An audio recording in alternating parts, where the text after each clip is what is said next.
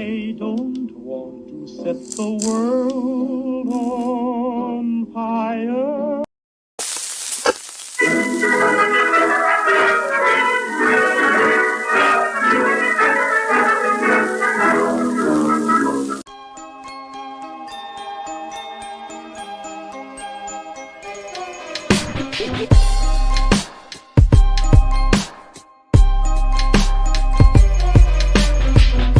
Ladies and gentlemen, welcome back once again to another episode of the BOOM. Of course, I am your host of the most, as always, Cam G. The man to the right of me, that is my co-host, always at this time, Phil Conn. The man, of course, on the bottom of your screen, that is the man on the ones and twos, my co-host and producer at this time, Metalcore Mike. Gentlemen, of course, you know what day it is. It is Wednesday, and we are joined here again for another discussion of AEW Dynamite. Tonight was their 6-year anniversary.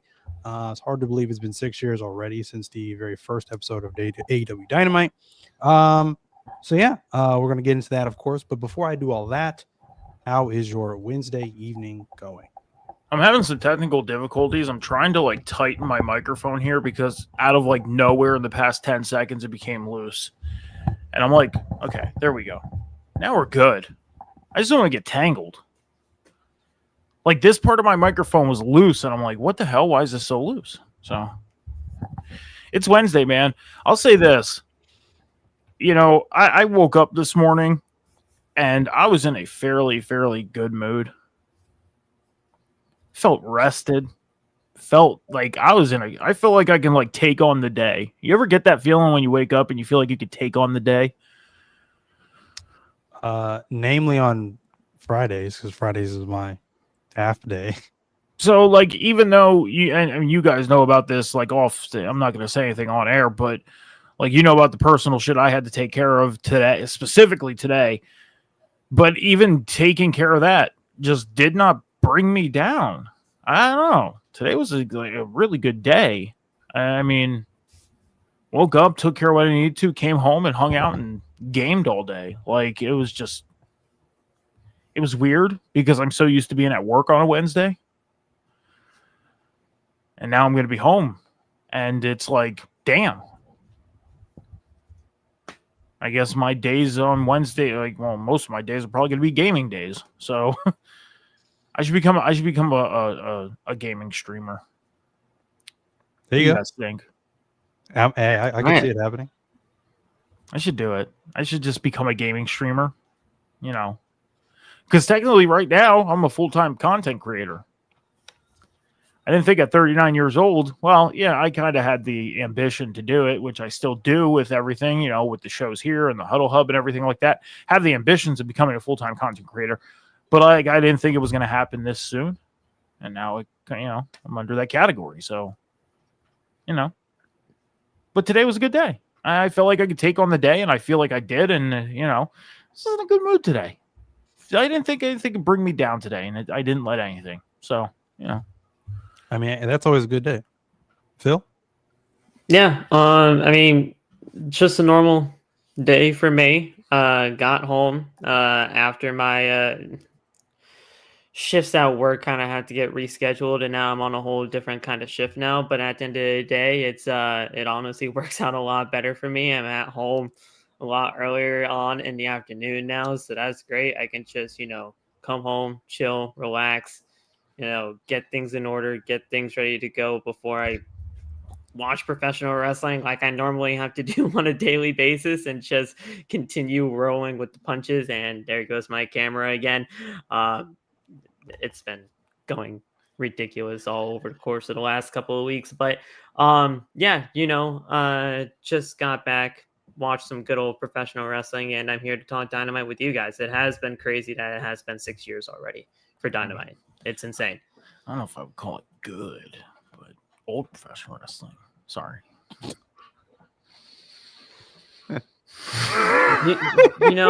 I can't stand you already. We're just, I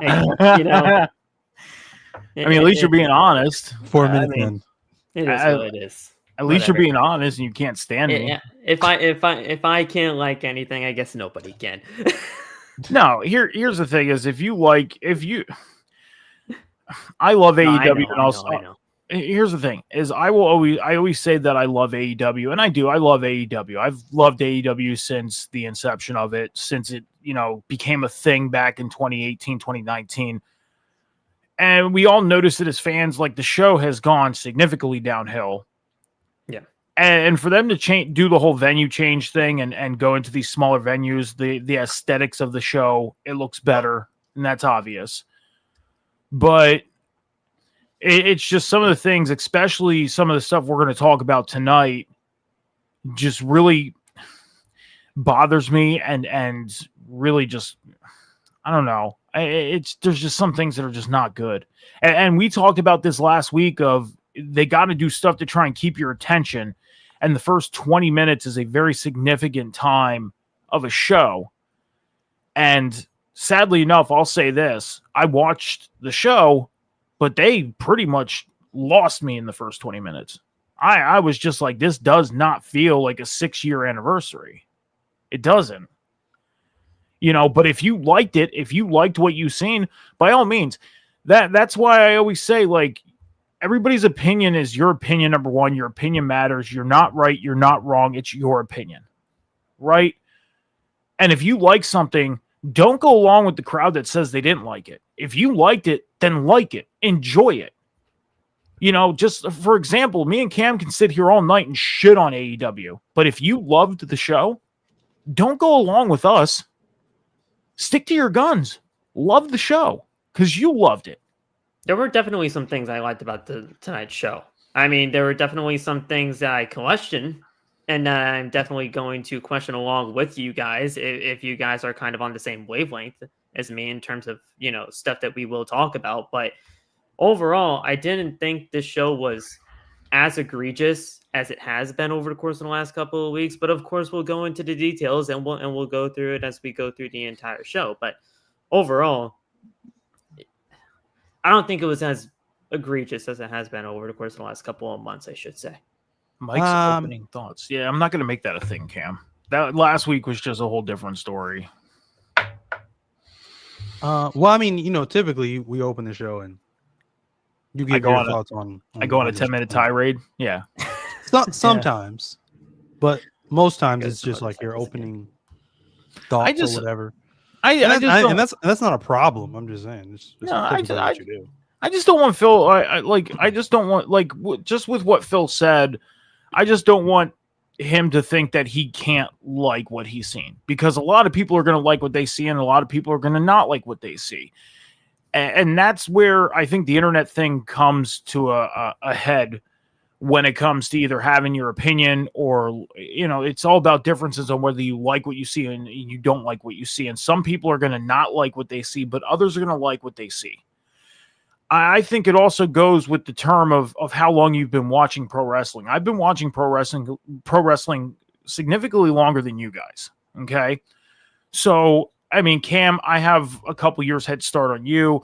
Phil, I have a pretty significant head start on you when it comes to how long I've been watching pro wrestling. So some of the stuff you guys are seeing is something you may not have. And this isn't by all means, don't take this the wrong way, please. I'm just saying, like, there's some things that I've seen in the past that these companies are doing today, but some of the stuff may be new to you guys because it was never done. Most of the stuff you're seeing today, it's been done in different forms, but there are some things that get done that I've seen before, but you guys may not have. So it's all the determination of whether you like what you see or not. And that's why I say, if you like it, by all means, like it. Don't run with the crowd that shits on it. Like, if 9 of your friends, dislike it, but one of them out of 10 like it, and you like it, stick with that one friend and like it. The other 9, they don't like it. That's that. So, it's just all about differences as far as the way you're viewing it and the way you're feeling about what's going on TV. So I'm ready to get into tonight's show, though. There were a few things that I was okay with, but there was a few things I was kind of iffy on. AEW Dynamite, 6-year anniversary. I'm going to be completely honest with you, speaking for myself here. It was extremely dry, I feel like. Again, I agree with Phil. Not extremely egregious to anything we've seen. Maybe the past couple of months, I think, with Dynamite. So yeah, I can definitely agree with that. Agree there. I think last week's wasn't even as bad, for sure. I think last week's was a little better, a little bit better put together logically. I definitely agree with that there.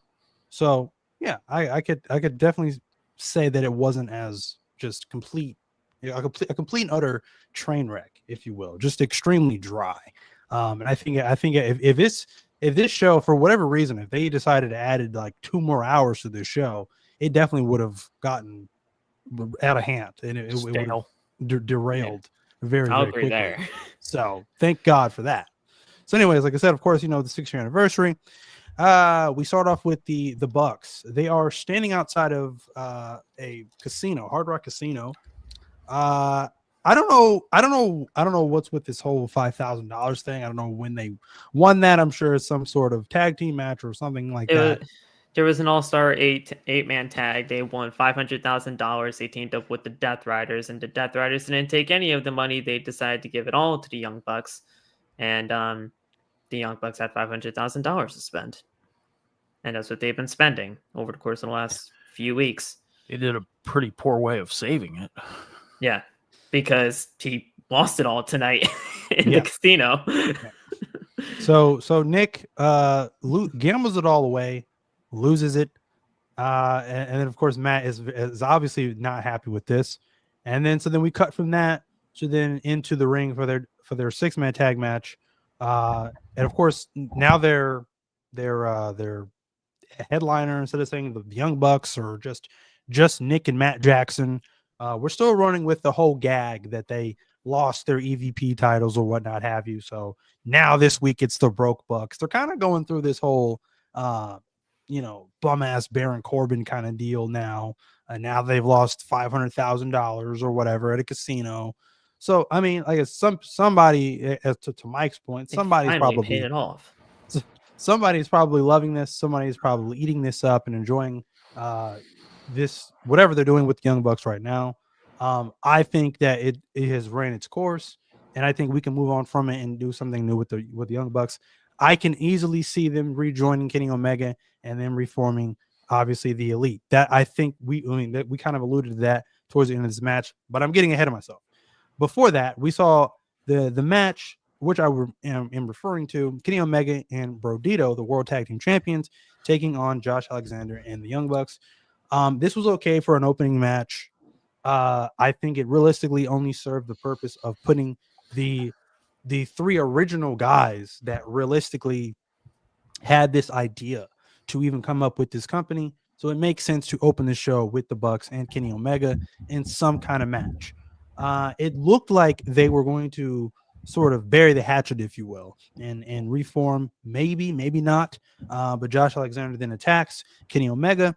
And then, of course, we see the newly reformed Jurassic Express, Jack Perry. I don't know if he's going back to Jungle Boy, but Jack Perry and, of course, Luchasaurus come out for the save.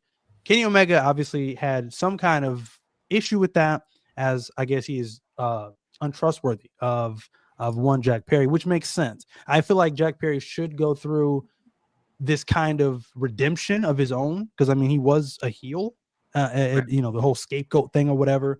So that's not realistically just going to be erased, I think, from a lot of fans' minds immediately just because he's joined back up with Luchasaurus. So I do think he should be on this solo redemption story to getting him back to what we remember him as the babyface Jungle Boy. But overall, like I said, it's great to see them back together and great for the tag team division as a whole. I guess we are going to have their first realistic feud or real match, and that will be against the Young Bucks, probably at Wrestle Dream, if I had to guess. So I'm gonna get your guys' thoughts on this match.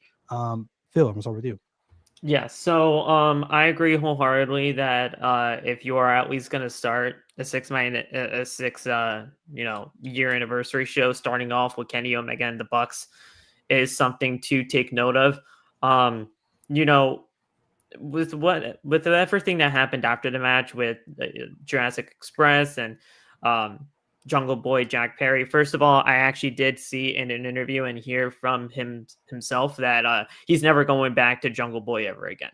He's always going to be known as Jack Perry, mainly because I mean he's built a lot of equity with the Jack Perry name, and honestly, it's kind of just fitting better enough as it is. And plus, Jungle Boy, that was early on in AEW days. That was when he was basically, babyface, no facial hair, just white meat, kind of just, the way that he was at the time. So he's just like, I'm never going back there again because this is who I am now, and this is honestly the name I built equity with. So you got that to look forward to, and honestly, I'm very much looking forward to that. I agree with you in the sense of him, going through this kind of redemption kind of arc or story just to get back into at least a good graces with Kenny Omega, because there is a lot of history there with Jack Perry ultimately being at least one of the guys that ultimately took out Kenny Omega the first time when he had to go away for the diverticulitis and all that. So there's a lot of history there, and there should be some sort of story with that. Overall, I mean, the match was fine. The match was fine for what it was. But it was really kind of dang it again.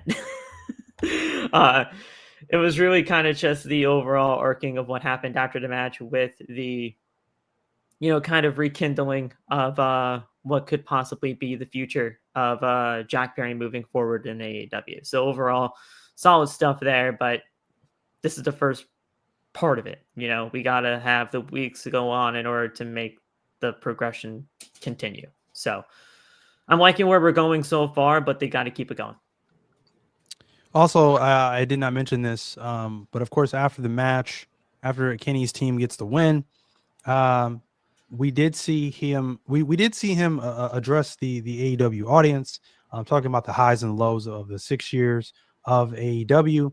As he addresses them and of course bids them farewell.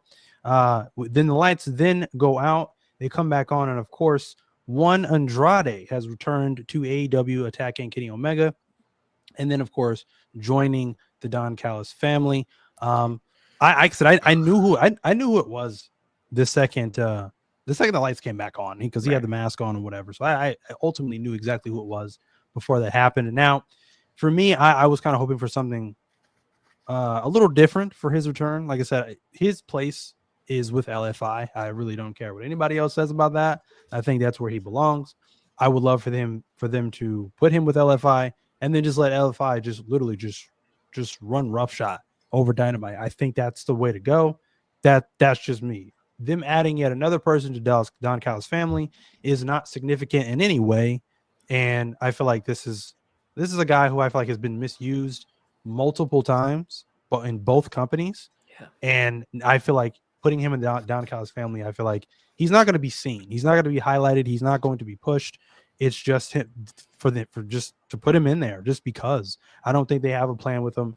And this is already they've already dropped the ball, I feel like, and he hasn't been there a full day yet. First night back, and his first night back, and they've already dropped the ball with him. So I don't understand why we need another person in Don Callis' family. They've got like 170 people in this group already as it is. So officially 12 wrestlers. Yeah, that's ridiculous. They are literally like the NWO right now of AEW. It's insane. So I don't know. We'll see what happens. Maybe this is a short-term thing just for his feud with Kenny Omega. I would love that, and then them be done with each other. Cool, but I realistically don't see that. They're probably going to make him a official member with the rest of the Don Callis group. Oh, he already is. He already is. Just by them standing at the end of the other match that we had with another Don Callis family member. We'll get there.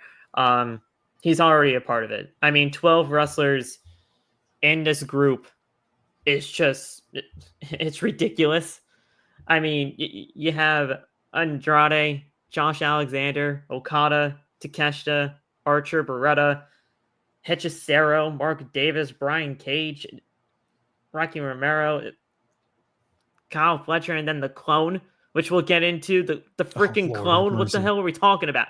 Jesus. There's just no need for this many people. There's no need for this many people in one No, group. not Not at all. Especially when not even like most of them don't even matter on AEW programming to begin with. No, not at all. But here we are. So, but Mike, your thoughts? I think it was fitting to have the EVPs start off. I agree with that. Having Kenny and the Bucks out there, pretty much the final remaining, and this was not a bad match to open the night. It wasn't. The whole comedic thing with the Young Bucks, it was slightly entertaining. It was.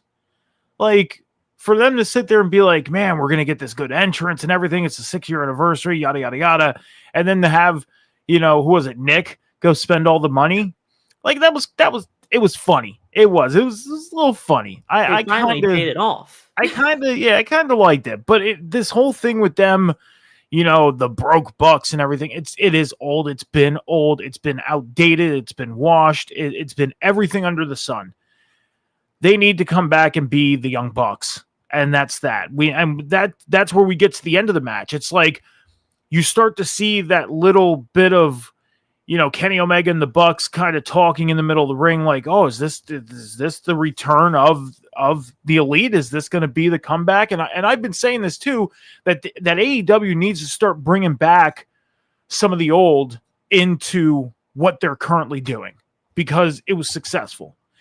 And the Elite was a successful group back in the early days of AEW. But for Josh Alexander to quickly take that away by attacking Kenny Omega, it was like, damn, I was waiting for the Bucks to super kick Josh Alexander after he pushed them away. I was waiting for it. And then Jurassic Express comes out and they're walking slower than a snail. And I'm like, why are these guys not getting down there faster? Like, what is going on here? I completely forgot that Jack Perry was one of the people to take out Kenny Omega. That's what the problem is with going away from certain storylines for so long, because some people start to forget, like myself. I forgot he had any part of that. So it made sense to me after you guys said it. But the whole fighting segment between the Bucks and Jurassic Express was just a huge mess of itself. It was. It looked like these guys didn't know what they were doing. It was like, oh, let's just walk to the back. And Luchasaurus, it's like he couldn't keep up with anything. I'm like, this is slightly a mess. But it would have been nice to see the Young Bucks and Kenny Omega get back together, bring back that old AEW feel into the current product. On to Andrade. I somewhat feel bad for the guy because for the past 3 years, he's done nothing. Done nothing in pro wrestling. One thing I will say is kudos to AEW for keeping it a secret of him coming back, because they did a good job of keeping it under wraps of him coming back, because I didn't hear anything about it. So kudos to them. Him being part of the Don Callis family, Cam, I agree with you. They pretty much ruined him on night 1, minute 1 of him being back by throwing him directly into that group. It's almost like saying, yeah, when you left and you were here last, you weren't doing much. You went to WWE. You did absolutely dog shit. If you come back here, we're just going to let you know you're getting stuck right in the Don Callis family. You ain't going to do shit, but we'll pay you. So, you want a payday or do you want to figure other things out? It's almost like he said, you know what, I'll take the payday. One side note, though, when he showed up with that mask on, for 1 second, I'm not going to lie, I thought it was Chris Jericho. His build and his hair and everything, I'm like, is that Jericho? But then I remember Jericho has all his tattoos. That was the one thing that made me figure out very quickly it was not Jericho, was the tattoos. I mean, unless Jericho got like ridiculously jacked. I think he did start getting more in shape since being off TV, especially with his touring with Fozzy. I just knew it was Andrade just because of the black mask. He always wears it. For 1 second, the bodybuild and the hair kind of threw me off. I was like, is that Jericho? Then I looked at his arms and I was like, oh, the tattoos. Yeah, it's not Jericho. Who is that? And then it was like Andrade, and he even looks different now. He looks slightly different. Yeah. So But kudos to AEW for keeping it under wraps. I'll say that. They did a good job with doing that. And, you didn't see it leaked out on the internet all day. It's like they did a pretty good job keeping that under wraps, but failed tremendously with sticking him in the Don Callis family. Yeah. From there, we saw a pretty cool little montage of AEW's 6-year history. I mean, it's still kind of sad because a lot of that was, well, at least for me, I can only speak for myself here. A lot of the really good stuff was from the Cody era, and it's just like, man, I don't think we're ever going to get that back. Like, I don't think we're ever necessarily. Well, of course not Cody, but we're just not ever going to get that Cody era feel again. I'm surprised they got away with showing a slight 1-second clip of CM Punk. I mean, it's their footage. So, I know, but with him being in WWE, I'm just surprised they got away with it. It'd probably be different if they showed like matches and stuff. Yeah, not just his face. Yeah, and he was painted up in that picture, so it was like, if you didn't catch that glimpse, then you didn't even know he was there. I was like hyper focused on that whole vignette. So I think they'll be fine. But I thought it was pretty cool. I think it was really well put together. Like I said, it's just a lot of that stuff, came from an era that is no longer here, and a lot of that stuff, that was what was exciting about Dynamite at that time. Like, I literally couldn't wait till Wednesday to watch AEW Dynamite. I really haven't felt that probably since that era. Honestly, I'm gonna be completely honest with you. Like, there's some episodes that I'm like, okay, this match realistically has me it's at least somewhat invested. Like tonight, like I was really realistically looking forward to the mixed tag match. That was the main event. I didn't think that was going to be the main event, but the main event that main evented tonight for the anniversary show or whatever, I was looking forward to that because I was like, okay, I want to see what Shafir's going to do. I want to, Statlander's involved in this, things like that. So, so there's some shows that still get me like that, but not on a week to week basis anymore. But still very good vignette put together of the 6-year history of AEW Dynamite. Moving on, we had Mark Briscoe promo. Again, a very calm, more focused Mark Briscoe promo, which you don't really get a lot of, if any. He's usually very amped up. I thought this was very well done by Mark Briscoe. Again, I really don't know what their plan is for Mark Briscoe, if any, right now. I think he's still very embedded into the MJF storyline right now, even though MJF is taking some time away. Maybe they transition him to going after Kyle Fletcher, the TNT Championship, which he kind of alluded to in this particular promo. But he said he addressed MJF. He addressed that he's basically the reason that he's gone away on this whole sabbatical. And that he's the opposite of MJF. He's not selfish. He supports his friends in the conglomeration, such as Orange Cassidy, who is getting his opportunity against Kyle Fletcher for the TNT Championship, as Hologram was taken out by Kyle Fletcher last Saturday on Collision. So that match is now Orange Cassidy and Kyle Fletcher. If you guys have anything on Mark Briscoe and his whole promo. I do have something on this real quick. The one thing with Mark Briscoe is, if you pay attention to what MJF said last week, he said that with him losing to Mark Briscoe and underestimating Mark Briscoe, he felt like he needed to go home, look himself in the mirror, kind of reinvent what he was going to do and reset his focus and come back and start focusing on what he really truly needs to focus on, and that is the AEW World Championship.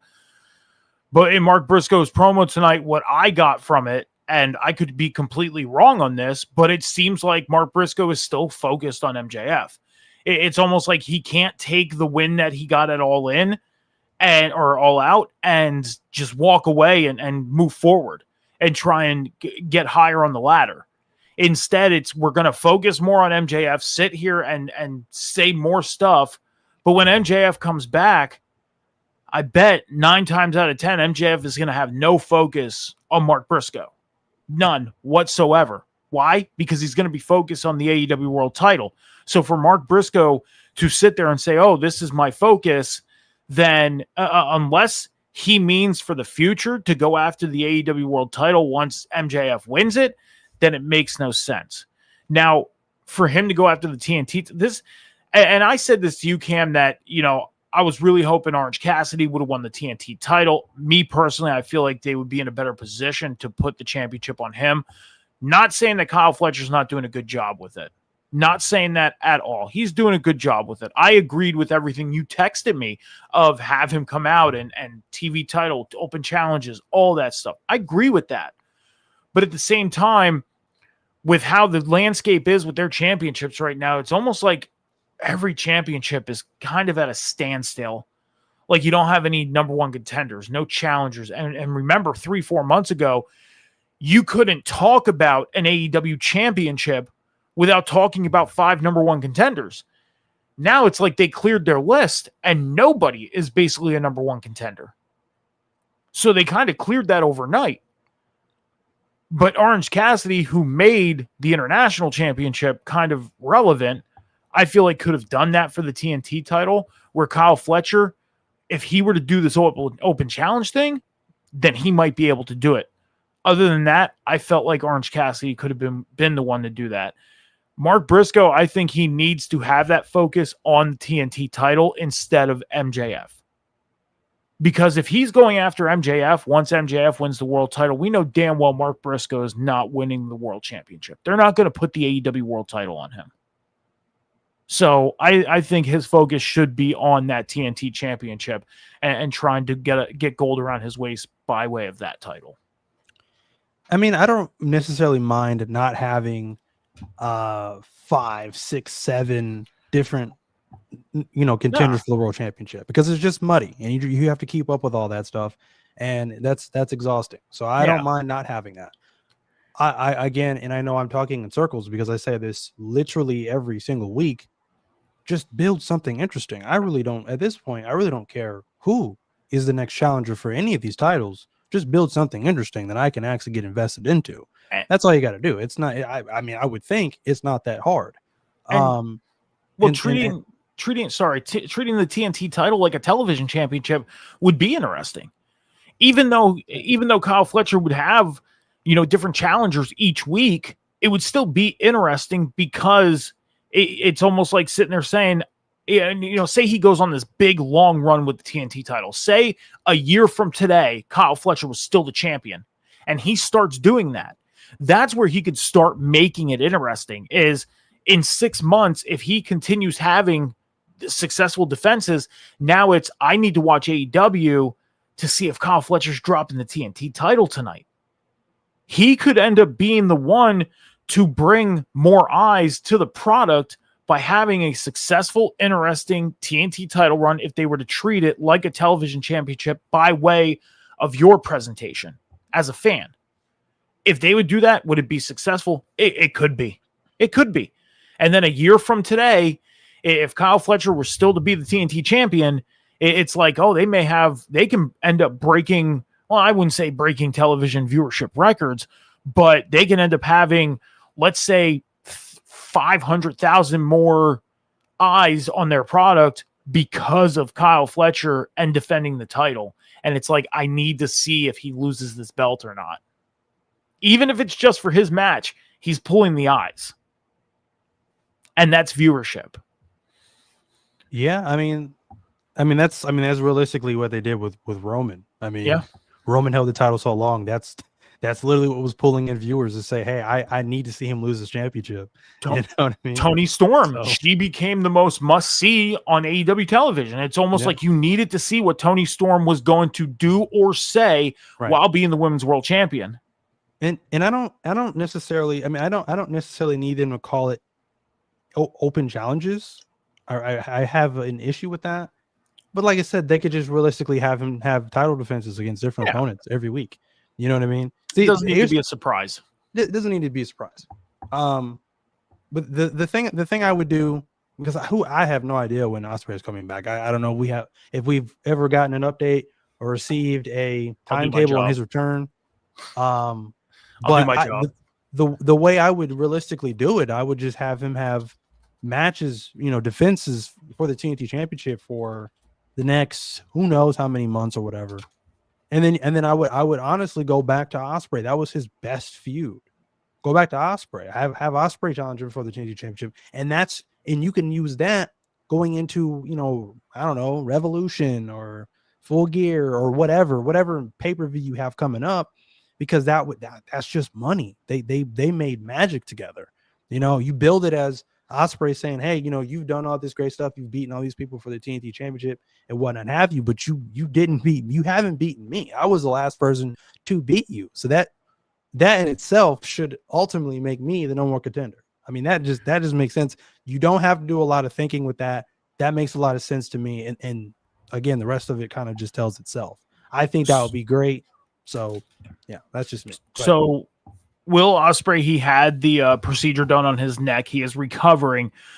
He is helping out some type of, I guess it's a wrestling organization over in the UK called Pro Wrestling Eve. So he's involved in some type of thing in pro wrestling with a indie show or an indie organization over in the UK called Pro Wrestling Eve. So he's involved, but he's not, involved in AEW television. So it seems like he's, rapidly recovering. So there could be a chance we see Will Ospreay in the next, 3 to 4 months. There you go. So I mean that's how I would do it. And like I said, you good job. Good job, Mike. Good job, Mike. No, but that's realistically how I would do it, to realistically restore, from what I told you, restore the TNT Championship. Yeah. Because you have nothing else to lose. You literally stripped this championship of all its prestige a long time ago. And now you actually have it on somebody who's got so much talent. Don't waste it on stupid defenses like against Hologram and all this other stuff. Like this it's just that's not really going to boost this championship or make it mean anything more than what it means right now. So that's what I would do. I would have the championship be seen as much as the world championship, if not more. That's the only way you're going to rebuild or restore this, championship. I believe from the ground up. That's what it needs. Speaking of Kyle Fletcher and speaking of the TNT Championship, the next match we did get was Kyle Fletcher defending the TNT Championship against Orange Cassidy. I thought this match was really good. The longer it went on, it just got better and better and better. Now, again, to Mike's point, you had said that you realistically would have flipped the championship and put it on Orange Cassidy. For me, Orange Cassidy is still fresh coming back. This is his second week back after his return from last week. Again, to what I was just saying, with someone like Cassidy, he's got to build a case. He's got to build something interesting. He's got to build something compelling enough for me to be like, okay, I could realistically see him having a run with the TNT Championship. Because right now he's not ice cold, but there's just, for me, there's something missing with Orange Cassidy right now. Like he's lost something, like that's not the same as his original run, or even when he was the international champion. He was on fire. It's not the same anymore. So I don't feel like that would have done the TNT title any good, putting the champion. You could have, but I don't see what that does for the championship. I really don't see what that does with Kyle Fletcher. So yeah, you could have, but I don't know. There's something there that's missing. It's a big puzzle piece with Orange Cassidy right now that's missing, and I feel it with his entrance. I feel it with him doing the whole hands in the pockets thing. It's not the same anymore. I don't know what it is. Maybe it's just the overall presentation. Maybe it's just AEW now. I don't know. There's something that's just not the same. There was an unnecessary interference that I feel like just kind of ruined this match with what we thought was hologram, but then of course he strips off Reverse the hologram mask and to what Mike is calling the reverse hologram, the evil hologram. Like I had no reaction. I don't feel anything to that. Like, was I supposed to be like, oh my god, it's like I just don't care. Like that, I told you, Mike, that this is the issue, I think, with the current outlook for AEW, is they do things and it's like, am I supposed to have a reaction to this? Because if I am, you missed the mark entirely. Like I just didn't care.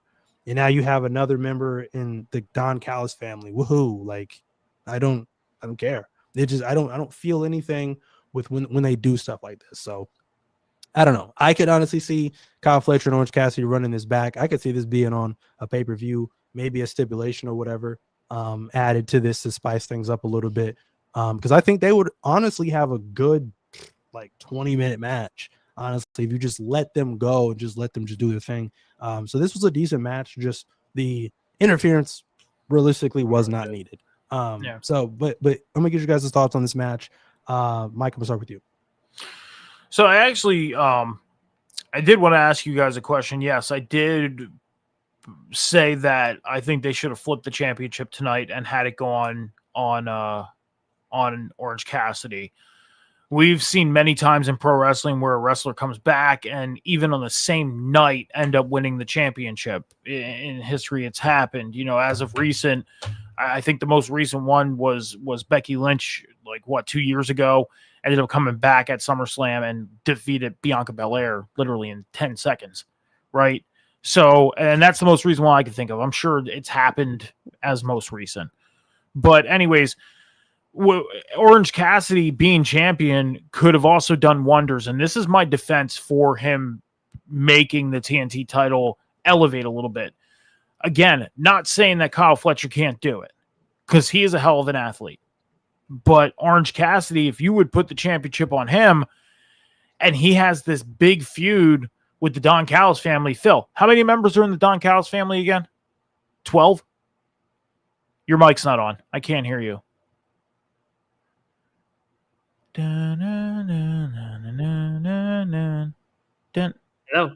Okay. Now I can There hear you you. go. Okay. it was So- what the hell? All right. Okay. There were 12. Okay, so there's 12. There's 12 challengers right there for Orange Cassidy. Orange Cassidy can go right through the Don Callis family.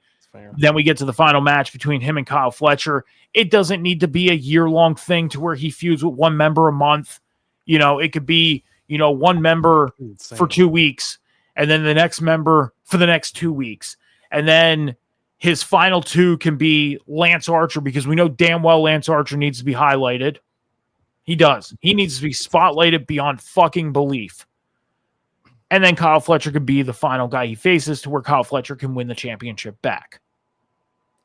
And you can even go as far as Kyle Fletcher could end up winning the title back and then breaking away from the Don Callis family and going on his own and being a champion. I think he would be elevated more if he broke away from the Don Callis family being a champion. So that was my needs to break away.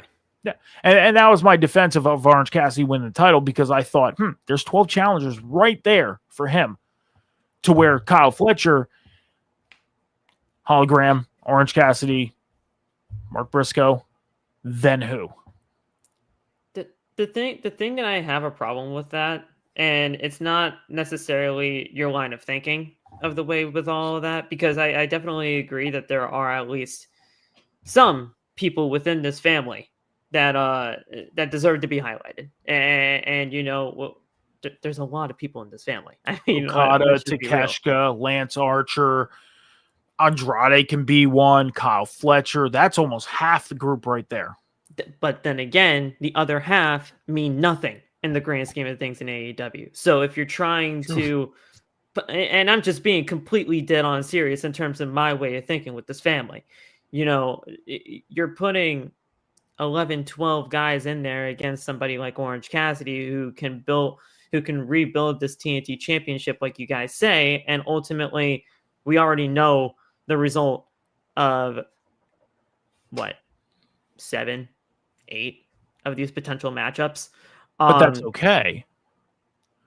Because what do you think it would do for the other guys being in the ring with someone like an Orange Cassidy? It's a showcase, and hopefully they'll be able to show out. But, with we literally just got anti-hologram, as you call him, Just ask it, Tommy. Don't stop, Tommy. In this family. And I swear, if it's when is Roman Reigns coming back, I am. It is. It is. Jesus Christ. I know it is. Continue. Go ahead. That's another thing for another day. But I mean, we literally just had anti-hologram join this family. Nobody knows who he is. No, honestly, he has a great look to him, actually. When he took all the stuff off, I was like, wait a minute. He actually looks kind of cool. But then all of a sudden, I remember that I never seen any of this until literally tonight. So I don't know who he is. I don't know what he's about or anything. So it's a great showcase for these people. I'm not going to lie with that. But Kyle Fletcher needs to stay champion right now. And I'm glad that he stayed the champion right here tonight, because at the end of the day, you see, he needs to break away. And at some point he will, because people are getting behind. People want to get behind him at least, but he's a part of this family. And when he's a part of this family, you really only have some sort of ceiling to go on to until you're just completely forced to do whatever you gotta do on your own terms and on your own merits. Kyle Fletcher is a freaking star, and he showed that in the match against Hangman. But until he gets out of the Don Callis family, there's only a ceiling that he can go up to with this TNT title. And that's just my way of thinking with Kyle. I lost power on my monitor for a second. I started freaking out. I was like, no. Tommy, are you going to ask your question? Because I'm kind of waiting on it. I still feel like it was the Roman question. I really do. I don't trust Tommy. The match is incredible, though. Orange Cassidy, Kyle Fletcher, they killed it. And I would actually like to see it again. But, Cam, the one thing that I want to ask you on, and not really ask you, but you said that Orange Cassidy is just not really feeling it with you right now, right? In terms of just the way his presentation is right now. Yes. To me, I understand where you're coming from for sure, because he literally just came back and all that stuff, and just he's doing the kind of same old shtick with the hands in the pockets and all that stuff. That was kind of like that has been his presentation this entire time since he's been in AEW, and now we're in the year 2025, and I feel like at times we kind of want to just see something new out of these characters, even though we've seen them for so long. But I mean, he literally just came back, so I'm just trying to kind of get back into the flow of seeing Orange Cassidy again. So until that kind of, wears out for me, then I'll be able to most likely truly question what AEW has in store for Orange Cassidy moving forward, because he literally just came back. They put him in this TNT title shot because apparently the real hologram is hurt, or storyline hurt, depending on whatever the heck is happening with this whole clone situation. And I guess we'll see where it is going, but as long as we see something a little bit new from Orange Cassidy, I think we're going to be straight. But I definitely see where we're coming from for sure. So real quick, Tommy, here's the thing: is it's Wednesday night. We have a lot of fun on this show. We are joking with you. We are fucking around, having fun, laughing, and just trying to lighten the mood, because AEW Dynamite has been somewhat of a shit show the past almost year. So we try and have a little bit of fun on Wednesday nights. We're fucking with you. Ask your question. Even if we're not at that segment, ask the question. I will star it. And then when we get to that segment, I will bring said question up and we will answer it for you. Okay. But we're having I gotta fun. hear this. I'm curious. I mean, I'm kind of curious too. And he's kind of holding out on us. And I'm like, my like anxiousness is starting to get to me, because I want him to just so badly ask the fucking question. Like, even if we're not at that segment, I mean, But no, to Phil's point about Orange Cassidy, I don't know. Jesus Christ. I told you. He's back. I told you to say that. I quit. Is he back? I knew it. So when is Rome? I knew it. I quit. Told you. All right, Cam. So I guess it's just you and me now. Look at you. You've done it before. God dang it. Summer's going to be your producer now. She's going to fill in. Okay. Yes. She got this. Dog. No, his realistic question is he's asking about what is the point of Andrade coming back and attacking Kenny Omega? We did that segment. So we're past that segment, because that opened the show up. So late, sir. No, the real question is, what is the point of him joining the Don Callis family? There is none. I mean, realistically, there hasn't been an explanation. He just showed up and ended up right in the Don Callis family. Yeah. So when he came out, it was like, okay, he attacked Kenny, and Don Callis ended up hopping in the ring, and there it is. And then he showed up on the segment after the TNT title match. So whether we get an explanation that he's with the Don Callis family or not it could be relevant, but at the same time, at this point, being the 12th member of this group, it's really irrelevant of getting an explanation. We really don't need an explanation on why he's in it, because it seems like a new member, just like the NWO, there was a new member each week. So it's really irrelevant. One night tonight, so it's just they're going to continue adding on. So who knows? We'll definitely have to see, but I doubt you're getting an explanation. It's all good, Tom. The last thing I'll say about the Orange Cassidy thing, to Phil's point, I get it. He just came back, so I'm not harping on him too much. But it just, who knows? Maybe it was just realistically tonight. I have no idea, but it just feels like there's just something missing with Orange Cassidy. I don't know. I just believe that maybe it's a presentation thing, and just in what he's necessarily doing, I think is it adds on to his character, or it could be a detriment to his character. Just depends on what he's actually doing, what feud he's actually in. So I don't know.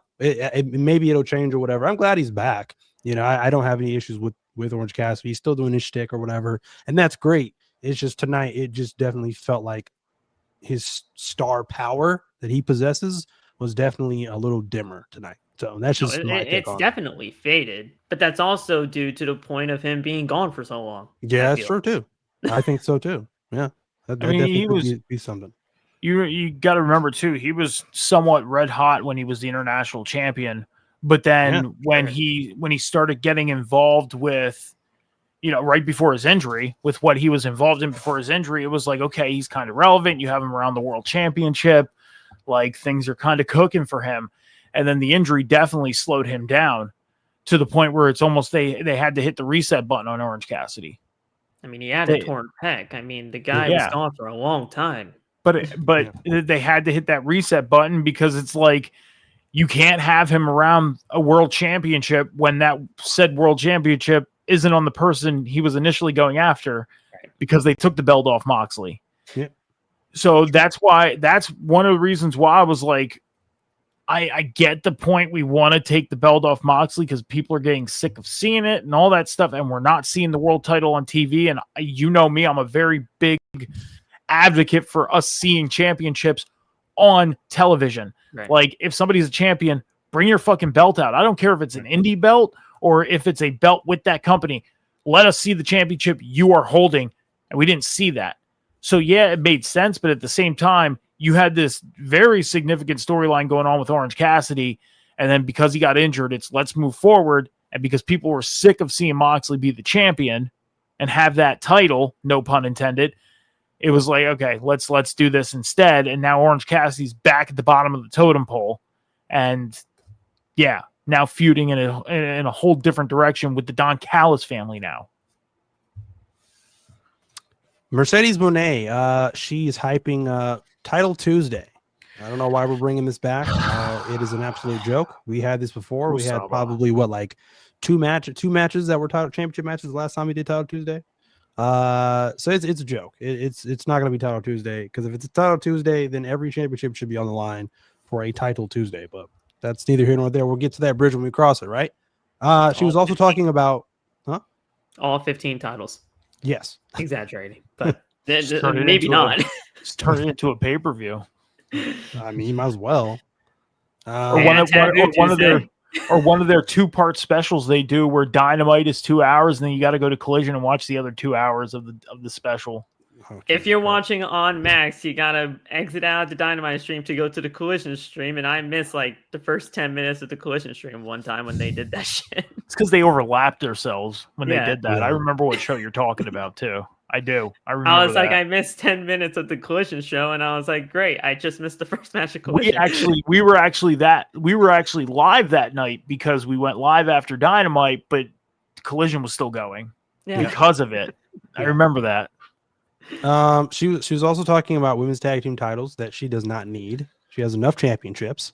She'll get there. She'll become tag team champion. Shut up. I mean, Shut up. you Don't might as fucking put that in the well. atmosphere. You might as well. What's She one more will be. championship to Mercedes Moné? Like, I'm not saying she'll be the first ever, I but hope she will not. be tag team champion. You know, Hey, Phil, no, if no, Mercedes no. becomes a tag team champion, I'm fucking blaming you. Okay, but I'm not saying she's the first time ever. Asshole. I'm just saying she will be a tag team champion in AEW. Harley Cameron then interrupts this interview, and she says that they have such great chemistry for some reason. So out of again, nowhere. maybe I love that's her. maybe that's another tag team that could potentially be a world tag team champions. I don't know. Hopefully not the inaugural champions, because I don't think that's a potential the move. tag team partner for her right there. But who knows? Stranger things have happened in this company, that's for sure. So the next match we have, of course, the Death Riders taking on Samoa Joe, Powerhouse Hobbs, and of course the World Heavyweight Champion Hangman Adam Page. I did not care. I didn't watch this match. This I have major issue with. Okay, Phil, you're first. I mean, it's really after the match, so if you want to talk about the match until we get to the aftermath, I'm fine with it. But The match was okay. Let's move forward to the end of it. okay, There you go. Look, here's the thing. You know, AEW's really pissing me off with the world title run, man. You know, you do this whole entire thing to give Hangman Page the world championship. Here you go, Joe. Here's your title. Drops it. And now we're building a world title match with Samoa Joe because Samoa Joe dropped his championship when Hangman Adam Page handed it to him. What the fuck are we doing? Yeah. What the fuck are we doing? You know, I was on this show week in and week out. Cam knows this. Mike knows this. Mike was honestly getting really upset when I continuously said that Hangman Adam Page needs to win this championship. Cam, you agreed with me at times. You possibly disagreed at times. I don't know. You know, at the end of the day, we have a new world champion, and none of it's taken seriously. None of it freaking matters. And now we have a world championship match at Wrestle Dream. I was going to say Dynasty, Wrestle Dream, all because of a misunderstanding. Do better. Just do better by your champion. Otherwise, you're just going to go back to what we did with Moxley, and I don't want to go back to that. No, I don't. I think most sane people don't want to go back to that. But Hangman and Page, he gets the pin for his team. To what Phil is referring to, he hands the Trios championships to Powerhouse Hobbs and Samoa Joe. He kind of like, put it in the chest of Joe a little hard or whatever, and then Joe just pretty much let the championship drop to the floor. To where Samoa Joe had an issue with that, pretty much gets in the face of Hangman and Page. Security then comes out, tries to separate them or whatever. Then you audibly hear Samoa Joe say to Hangman and Page that he has never beaten him. So, of course, then there is an issue there. Of course, Joe, I believe, took a swing at Hangman and Page. Thus, a scuffle ensues, and then security, of course, breaks them up while they are still being separated. Of course, they are still shouting at each other and whatnot have you, and all that jazz. Of course, Powerhouse Hobbs is pretty much stuck in the middle of this once again because he's, trying to play peacemaker and all that or whatnot have you.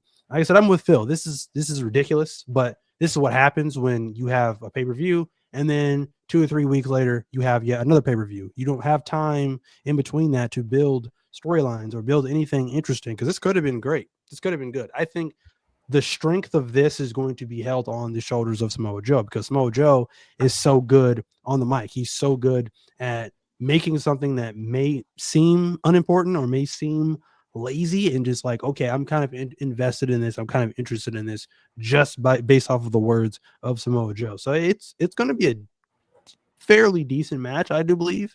Yeah. At Wrestle Dream, it's just the road to get there is very lazy and very thrown together. They're having a world championship match just because Joe just allowed his Trios championship to drop to the floor when handed to him by Heyman. It's stupid. So I don't want to discredit. Sorry, Mike. Okay. I don't want to discredit the match. Samoa Joe and Hangman Adam Page, they're going to kill it for the world title. Anytime Samoa Joe is in the world title picture, it means something to me because Samoa Joe is that serious of a guy, and he makes it, makes it as so. I just don't like the reasoning behind of where we got to this matchup here. Yeah. That's the only reason. I like the match though. The match is going to be fine. Uh-oh. Mike. What? You did not have a good look on your face. Look in the private chat. You'll see why. I don't know. So my thoughts on this though is they have a good opportunity to actually set something up good if they were to make the decision to put the world title on Joe. And the timing would be right. Like, it's all about timing too. Okay. MJF, we said it last week that he can't go away no longer than 3 weeks. Like, it would not help them to have him away longer than 3 weeks. Because we sat here and said that that's really the only significant challenger for Hangman Adam Page. Now they're inserting Samoa Joe just by a simple, slapping a belt on Samoa Joe's chest and starting some beef. Okay. They have a prime opportunity to set something up good that would make sense with the outcome of the possibilities of Samoa Joe becoming world champion. Who'd MJF lose his world title to? Joe. Samoa Joe. At World's End in 2023. And MJF, again, in his promo said, I need to go look at myself in the mirror and really almost basically reinvent myself. Who's to say we don't end up getting the MJF back? Because he even mentioned making friends like an Adam Cole and what that brought out of him. Who's to say we don't get a babyface MJF again? And who's to say with this whole ordeal with Hangman Adam Page that Samoa Joe and the Ops don't turn heel? They can make it make sense if they were to go to that direction. With Hangman Adam Page, can they make it make sense? They could. They're in actually a good position right now with either or being the world champion. But I feel like right now it makes a little more sense if they were to put the belt on Joe because of the past. But are they going to put the belt on Joe? No. They're not going to. Because Samoa Joe has a history of a world title eluding him. It just so happens he ended up winning the world title at World's End and had his run that he did. Honestly, I speak for myself once again when I say I don't want a babyface MJF.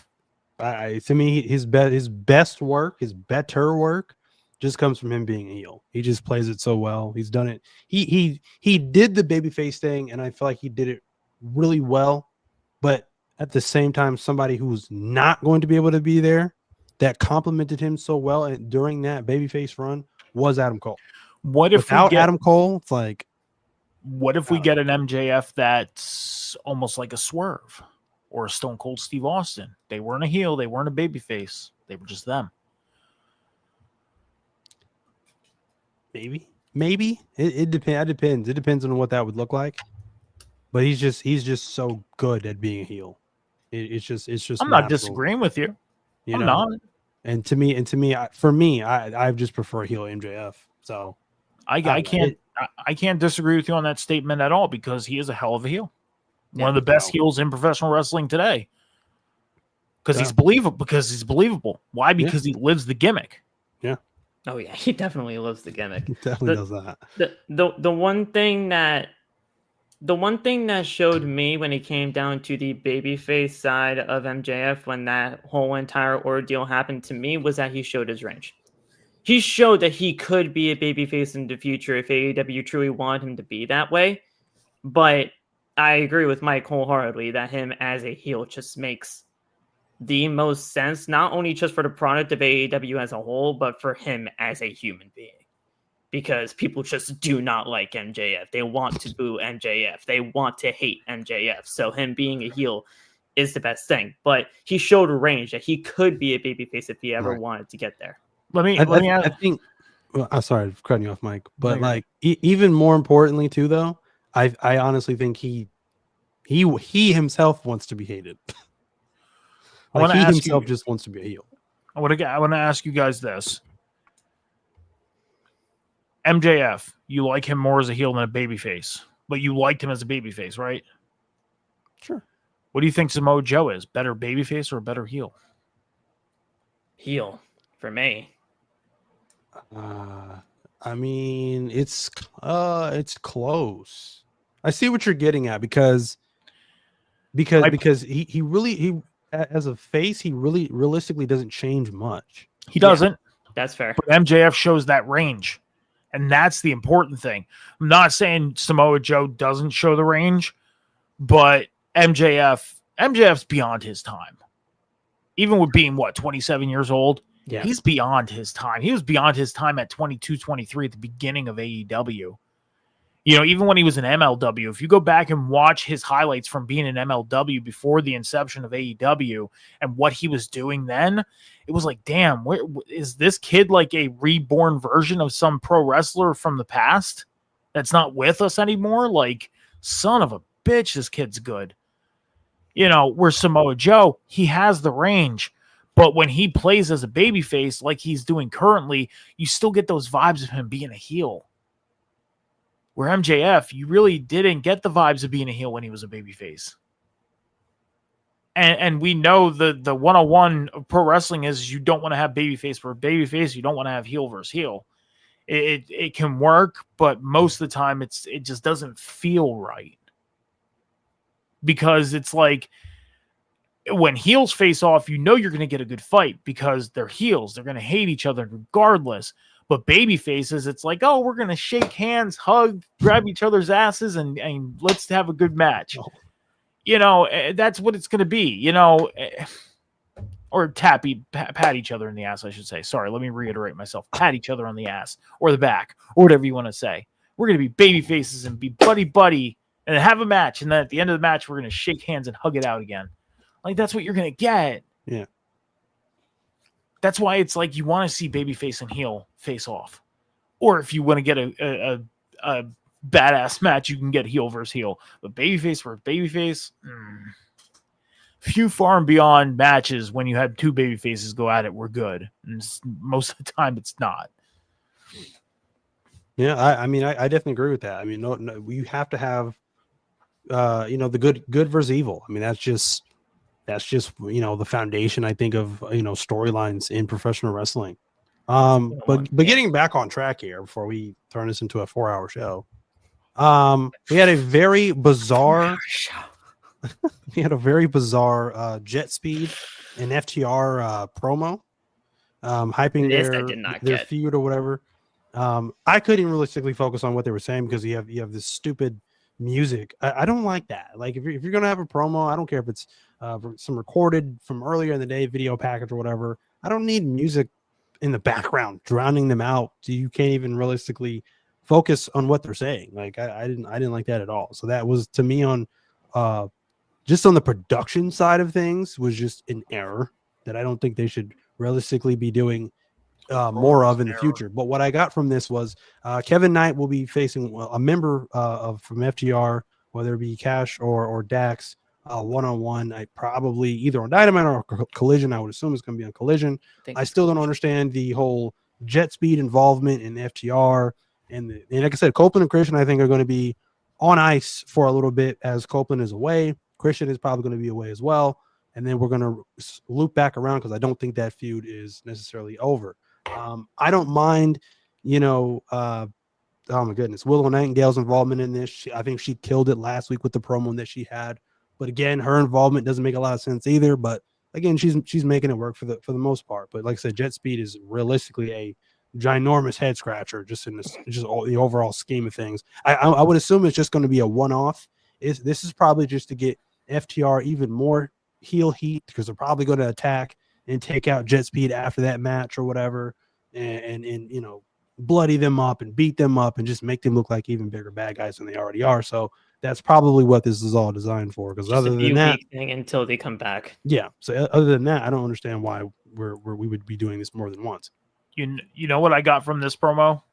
They said and did everything they did in this promo just to get to the point of saying, I got your back and you got mine. That's it. That's all I got from it. There was no point of it. None at all. Nothing. No. We went to break. We come back from break. We get the confirmation for the match at Wrestle Dream between Samoa Joe taking on Hangman and Page for the World Heavyweight Championship. Again, like I said, the match on paper looks like it's going to be a very good match. It's just the road to get there just seems very thrown together and just odd. So they again, but like I said, that's all they realistically can do. With it being 3 weeks away, they don't have a whole lot of time to build anything substantial. The next match then we got the former women's world champion Toni Storm taking on Ty Mello. Now I'm going to be completely honest with you because I have no issues with Ty Mello. I think she's great, but I think she literally is somebody who is in the exact same position she was on the roster even before being away for the time that she was away. There has been realistically no advancement or push or anything like that with Ty Mello. So it's kind of unfortunate for Ty Mello because I feel like she had a lot of, or not a lot of, but a little bit of hype, I guess, coming back. You know, she got a bit of a positive reaction with the return that she had, but there realistically has been nothing there. You know, now her and Anna Jay, like I said, they've been a thing for a while now. So that I'm looking at them as maybe one of the 3 women's tag teams that they have. Of course, they have more than that, but top 3 that I'm looking at that could be the inaugural women's champions. I think that would be great for them. It makes too much sense. Like I said, they have great chemistry. I think they're a good tag team. So that would be definitely something for both of them to do since they're pretty much at a stalemate with realistically nothing to do in either championship opportunity for the TBS title or for the women's title. This match was okay. Like I said, it just realistically would have done nothing for Ty Mello, win or lose realistically. Of course, Toni Storm wins this match. Post-match promo I thought was very, very, very good. But she basically has to ask, like, who is she? Who Toni Storm is asking herself, who is she without the women's championship? And then she, in a hilarious turn, she basically channels her inner Braun Strowman as she yells that she's not finished with Chris Statlander. And she needs to find out one-on-one, if she can actually get back the women's world championship. So again, another match made, Chris Statlander versus Toni Storm at Wrestle Dream, one-on-one this time for the women's world championship. So I'm definitely looking forward to that. But you guys' thoughts on the match, Toni Storm versus Ty Mello? Phil, I'm gonna start with you. So the match was what the match was. I mean, I realistically did not think anything of the match itself. I thought it was fine, but again, when it comes down to these matches on the shows, realistically, what happens after the match is what matters. And you had Toni Storm questioning herself, who is she without the AEW World Championship? To my knowledge and to my record, she's had a 4-time AEW World Champion. So she's been on top of the AEW Women's World Title picture for ever since she realistically came into the company, and she's been a 4-time AEW Women's World Champion for a reason, because she is all reliable and she can just be somebody to plug in the world title scene whenever you may need her, because she's just that damn good. Now, I like where they're kind of going with this in terms of like, who is she without the championship, because we don't know much of her without the championship. So her going through the motions and her going through this arc of knowing herself without the world title, to me, is going to be interesting because we've never seen that before. So hopefully we get there when we get there. TJ, Ty Mello, and Anna Jay, them being the, at least in contention, or at least in the conversation of being the inaugural women's tag team champions, that's 100% in agreement with you on that. They just fit it. They just make the mold of it. And at the end of the day, they would honestly be really good first tag team champions for the company. I know it's kind of out of Toni Storm's bubble especially with her being a part of the women's world title scene for so long. But I would actually love to see her get into the mix of this, into the tag team title scene. Not only finding herself without the AEW Women's World Championship, but also finding somebody like possibly maybe an Alex Windsor of somebody. Like just, getting like, it's a makeshift tag team. I get that. But just finding somebody, or even Amina Shirakawa. I mean, they have history right then itself, right there.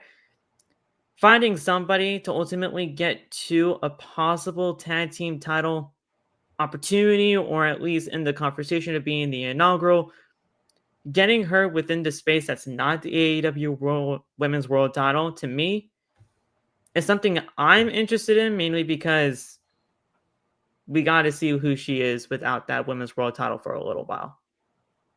That's just my way of thinking with it.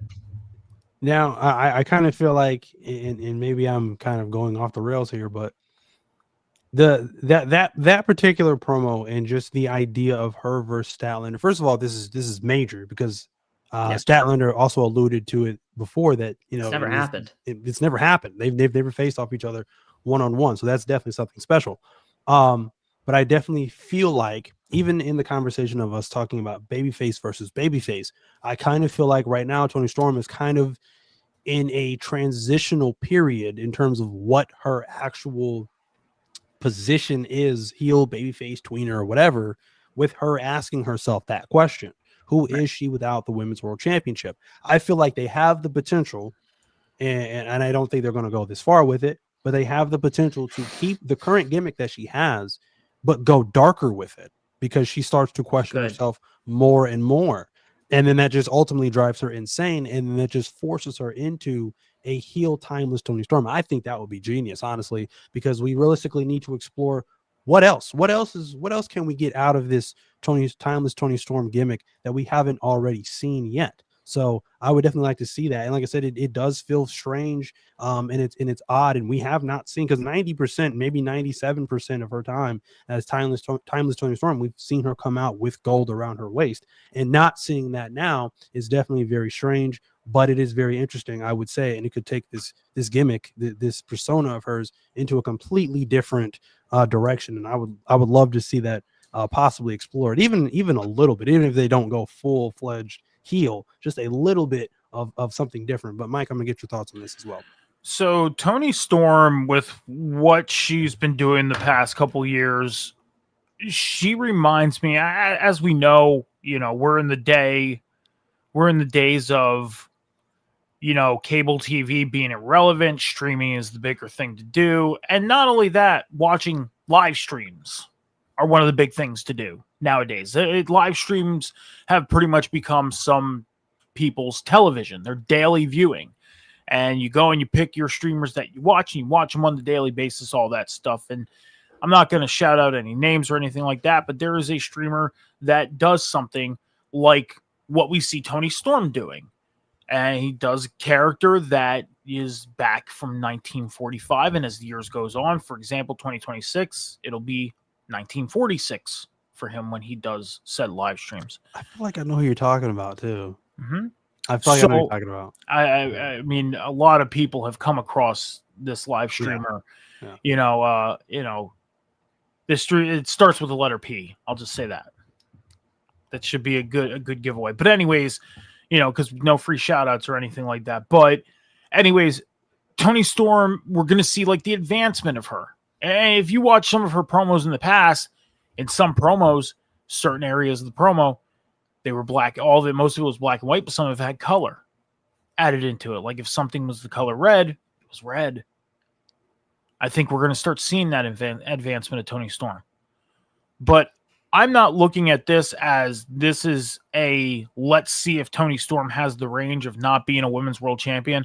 I'm looking at this as this is a 5-week trial to see if Chris Statlander is a successful AEW Women's World Champion, because it's been long overdue of her being Women's World Champion, just like she was with the TBS Championship. This is a test run more so for Chris Statlander in my eyes than it is for Toni Storm, because I think Toni Storm has the range. If Chris Statlander is not wowing AEW and the fans, I could see us getting Toni Storm getting that championship put back around her waist at Wrestle Dream. And right now, with the way things are going with Chris Statlander, we haven't seen her defend the championship yet. We haven't seen her start any type of significant storyline with anybody to defend said championship. And now Toni Storm is inserted in to a championship match at Wrestle Dream. If this build does not live up to any expectation, I could see Toni Storm becoming the new champion in 3 weeks. So I'm looking at this more of a test run for Chris Statlander than it is for Toni Storm. We'll see. I can agree with the test run for Chris Statlander, but I think it's going to be longer than 5 weeks. I could see them. I see them giving her at least to the end of 2025, at least. If it doesn't pan out how you better go past one pay-per-view, bro. I'm dead serious when I'm saying that. You better go past at least one pay-per-view. I mean, if it doesn't pan out, then yeah, I could see them going back to Toni Storm. I could see it. But the way I see it, the way that I would like for it to play out, because right now I feel like Chris Statlander, we haven't seen much right now. This is her first. We true just test, started. Exactly. So as I'm saying, this is her first. This is her first. Well, first of all, this is her first defense. So I don't see her losing in her first defense. But look at her delivery. Look at her delivery last week, Cam. Last week in a promo, standing there with the world title over her shoulder, she looks like she just woke up from a nap. Didn't realize what she was even talking about. Like, you're telling me that's a good presentation of a world champion? No, but it's our first world title too. So I mean, she's still working out the kinks. So I just because if they do that, then it's just like what was the point for a little bit with this? Can we not just let this marinate for at least 2 more weeks? I'm gonna let it marinate. Like the thing is, we can't just automatically make this as something to where she automatically has to be at the level of Toni Storm overnight. That's not going to happen, especially when you've had Chris Statlander in the background for 6 years when it comes down to the world title scene and her finally getting a shot at the world title. It's true. Within the 4 years that she was absent of it, and this is the first rivalry of her championship run. So of course they're just starting with this thing. You can't just immediately make everything happen for her overnight. She's got to build this. She's got to do this on her own. She's got to learn how to do this. As a women's world champion, you have the company on your back with the women's division. And if she does not continuously perform at the level of a world championship perform, then we revisit this. And we see where things go. And if we have to go back to Old Reliable, like I told Cam, with Toni Storm being back as the AEW Women's World Champion, we can cross that bridge when we get there. But do we have to do this in the first month? No. I gotta agree. I just don't feel like they're necessarily going to give up on Statlander that quick. I don't think so. I realistically don't. And if you do, then you really got to reevaluate on why you have Chris Statlander in your company in the first place. To be completely honest, and that's where I stand with that. Because you've had her wasted in 4 years when she was not in at least any kind of contendership whatsoever. When she's realistically that damn good and that damn talented to be a part of your roster, and you don't utilize her that much. I want to ask you a question. Who'd you pick to win the Fatal 4-Way for All Out when we did our predictions? I picked the retention. So you wanted Toni Storm to retain the title. You didn't want Chris Statlander. You didn't want Tess, whatever her fucking name is. You didn't want anybody else to win. You wanted Toni Storm to retain the title. At the time when I saw that Fatal 4-Way, I did not realistically think that any of those 4 women at that time could be somebody that could beat Tony Storm in the presentation of what was given to me at that time of AEW programming, because of the story being so lackluster for the 4-way. And it was a complete fucking shock to you that they just randomly took the title off Tony Storm. Of course, because, when it came down to it, Chris Statlander, I have been a Chris Statlander fan from the very beginning. I love that she won the championship, but it was definitely a very shocking moment. This isn't about wondering about length of fandom or anything like that. That's not the point. The thing is you had no expectations. Yes. Hold on. You had no expectations of Tony Storm losing the belt. You were shocked that Chris Statlander that she won the belt, that they took the title off Tony Storm. So now the script is flipped to the fact that you want them to test run this with Chris Statlander. And now we're getting this title match in 3 weeks at Wrestle Dream. You had no thought of Chris Statlander being champion. Now you're for it, which there's nothing wrong with that. Like I said at the beginning of this show, if you are for something, stick with it. Yes. I'm not for it. I'm not. It was random to take the title off Tony Storm. I think this is just a break. And if Tony Storm is ready to be world champion again, I think they're going to pull that fucking trigger and they're going to put that belt back on her at Wrestle Dream with no fucking questions asked. Why? Because she was the most successful champion and superstar on AEW television for the past fucking year. And they are going to look at the numbers between who's doing better as far as viewership, Tony Storm segment or Chris Statlander segment, when it comes to matches, promos, and everything in between. And they're going to look at the success and see who pulls more eyes. I'm saying this right now. I think Tony Storm gets the belt back at Wrestle Dream. I think they pull that trigger because it's well overdue. And I will agree with that. It is well overdue for Chris Statlander becoming the world champion, just like it was well overdue that she should have been a TBS champion way before she even won it.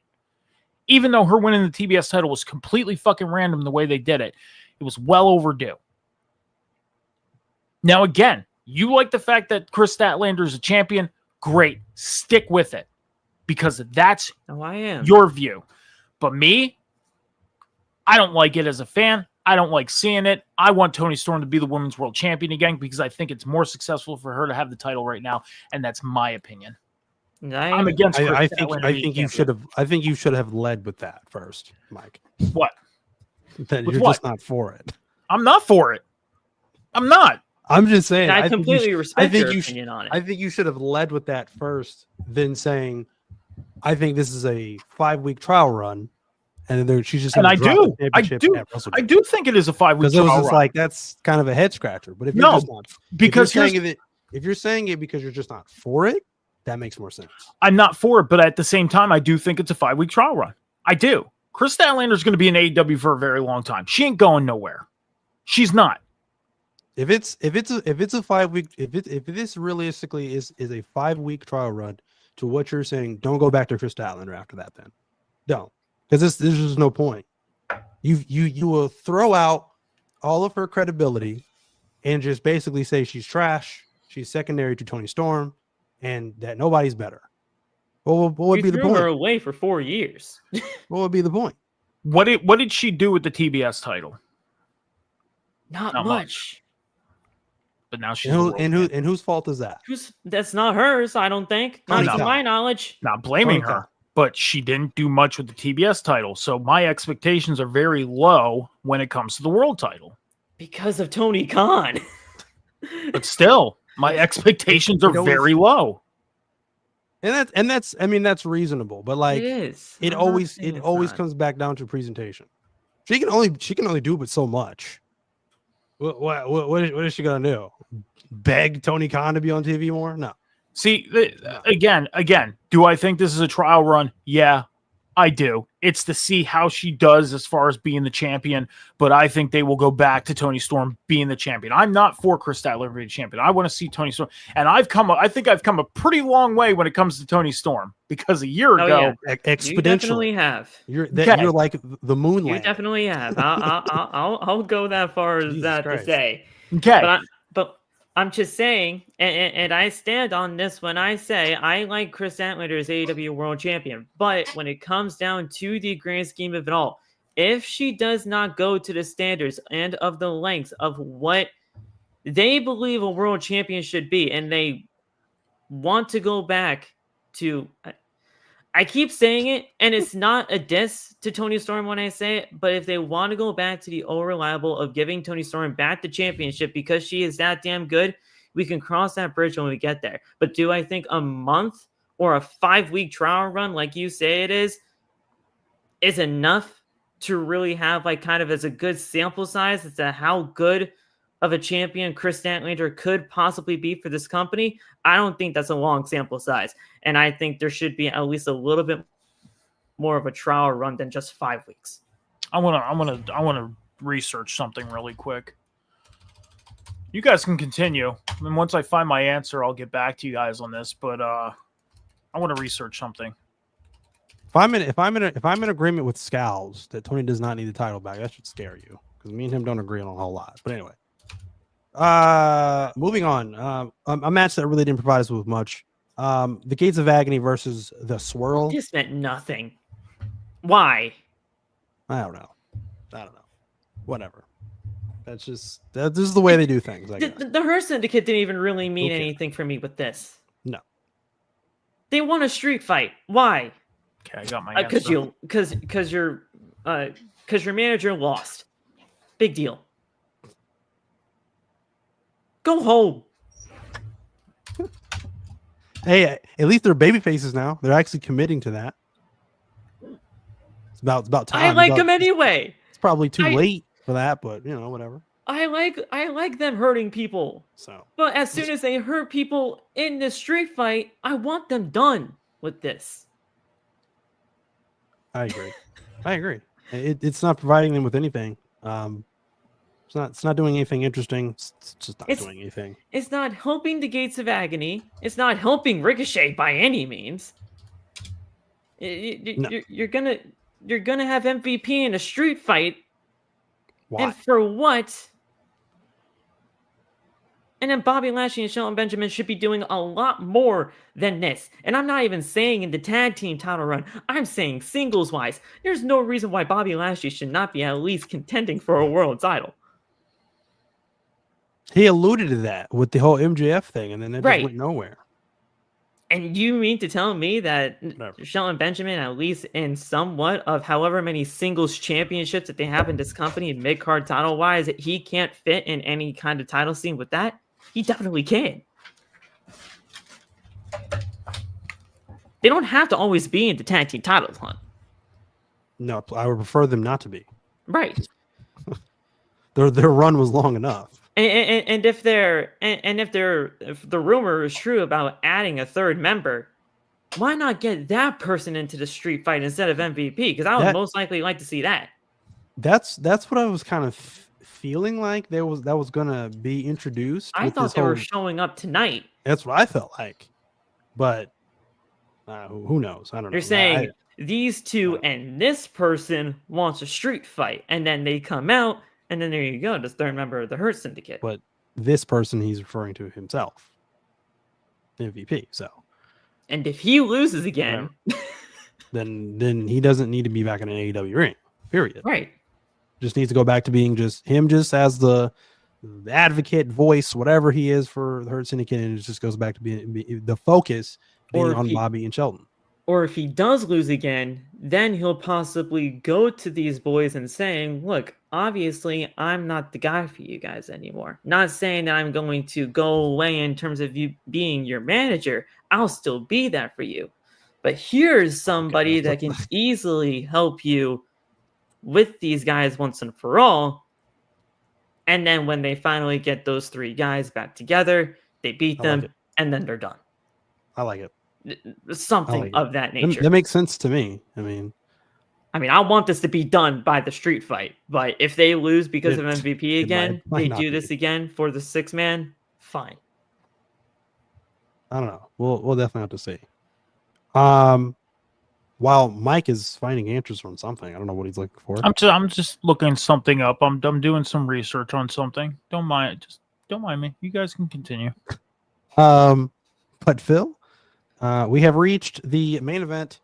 The main event, of course, was Chris and Darby versus Wheeler and Marina Shafir. This is like one of the this is definitely one of the first times I've seen Shafir on Dynamite in a match. Right. So I was very curious to see the presentation of her overall. I mean, it was okay. It you know, I don't know. I was expecting something a little more with her or whatnot have you. Overall, like I said, this match was fairly decent. I think we definitely got some intergender with Yuta and Chris Statlander, so that was very interesting as well because you don't see that a whole lot. With AEW, especially not WWE. Right. So I thought this was great. I thought this, they did what they could with this particular match. Of course, Darby and Stat got the win. After that, Toni Storm comes out basically looking like she's just like in a freaking trance, essentially. And she comes face to face, obviously, with Chris Statlander. Now, I had a bit of a gripe with this just because I felt like that should have closed the show just with them staring down each other. They didn't need to throw hands. They didn't need to lay a finger on each other. That should have ended the show just with that shot, just them staring each other down, because that right there I thought was the money, just a nice image. closing. Yes, just a nice closing and just fade to black, and you don't have to have any sort of fighting between them two at all. That was what I would have gone with personally between those two.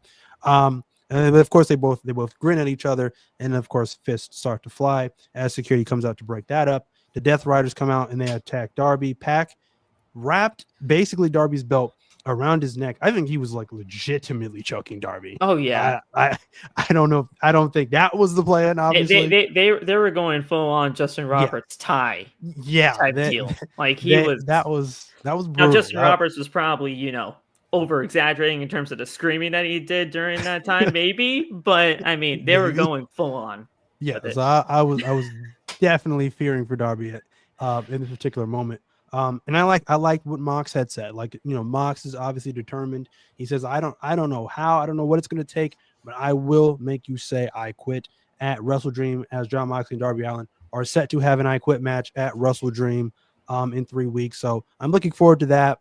It should be a good match. I think we should be done with Mox and Darby after that. I don't know what else they could possibly do with these two afterwards, but that's obviously going to be a bloodbath with these two freaking psychos. So Phil, your thoughts. The only thing that I'm going to not completely disagree with you on is that they're doing Blood and Guts.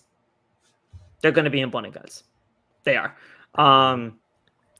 That's going to be the final straw for me. Once it's going to be the Death Riders in Blood and Guts versus Team AEW for me, and whatever is this makeshift team of Team AEW. Hopefully Team AEW wins, and then that's the end and that's the death of the Death Riders once and for all. The one-on-one type of situation between Darby and Mox, yeah, this is going to be the final time. But until November comes around and we get Blood and Guts again, that's going to be it for the Darby and Mox saga. But overall, I mean, they can't do anything else than that. They're going to do this I Quit match. It's going to be fine. And then once Blood and Guts happens, that's got to be the end.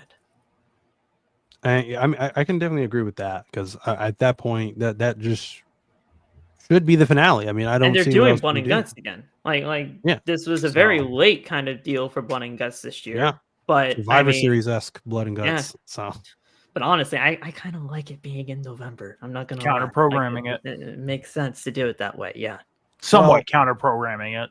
Yeah. It's the same concept in the same kind of year, same time of year.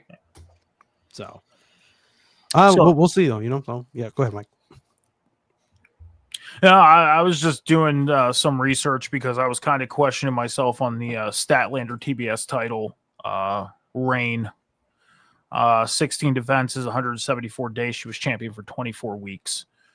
Won the title on May 28th, 23. Lost it November 18th, 23 to Julia Hart, but she beat Jade Cargill.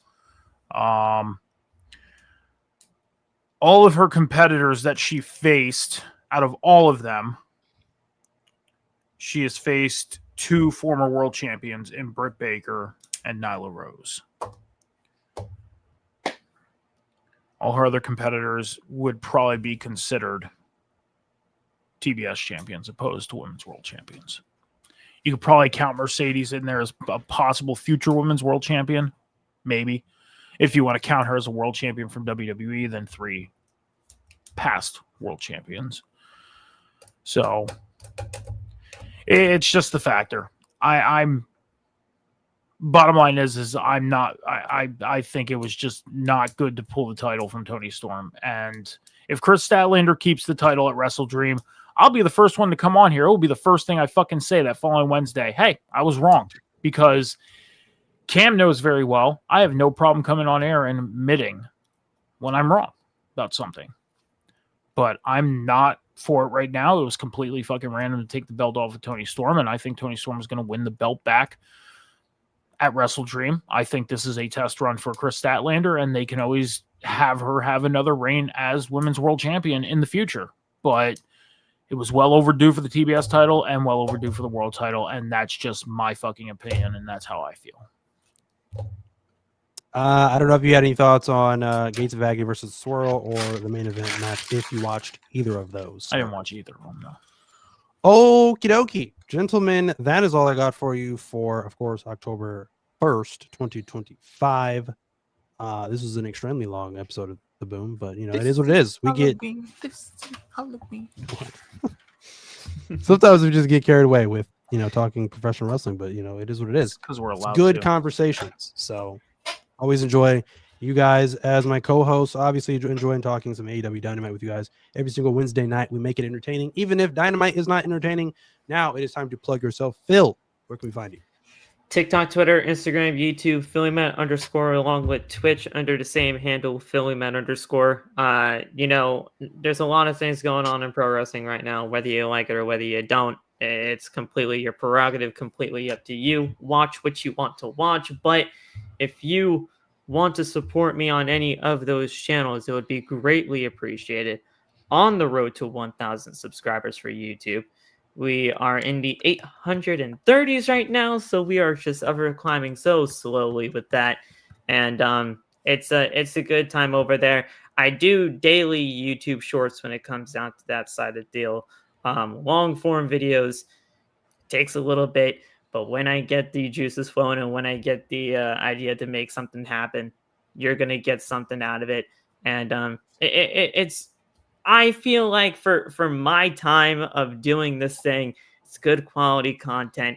And, you know, you're just getting a good mix of what you try to deal with in terms of the world of pro wrestling. WWE, AEW, I cover both those companies because I try to at least show that throughout the content that though things aren't realistically in the best of terms right now for either company in terms of like where you kind of stand on the whole situation, I at least try to give the benefit of the doubt, and at the end of the day give you a view that it's just coming from a fan perspective, that whether you disagree or agree with what I have to say, it's up to your prerogative at that point. So follow me on the social channels and you'll be able to figure out how you roll with me one way or another.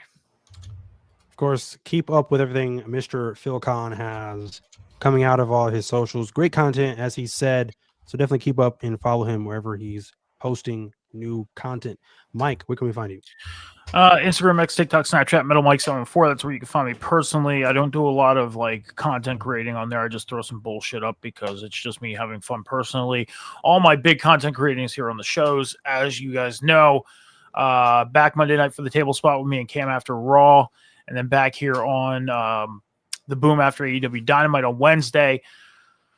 Sunday morning, 11 a.m. Eastern Standard Time, twitch.tv/The Podcast and youtube.com/@TheHuddlePod. Me and Cam will be live at 11 a.m. Eastern Standard Time on Sunday as we recap week 6 of college football and preview the rest, because we have the Thursday game with the 49ers and Rams, and then we got the Sunday morning game happening. So we will be previewing the rest of week 5 of the NFL. And then on Tuesday at 7 p.m. Eastern Standard Time, me and John will be live recapping week 5 of the NFL and previewing week 7 of college football. Hot take right now over on the TikTok. A lot going on over at the TikTok right now with my take on the Vanderbilt Alabama game and the Miami Florida State game. So if you want to join that conversation, go over, because it's fucking hectic right now.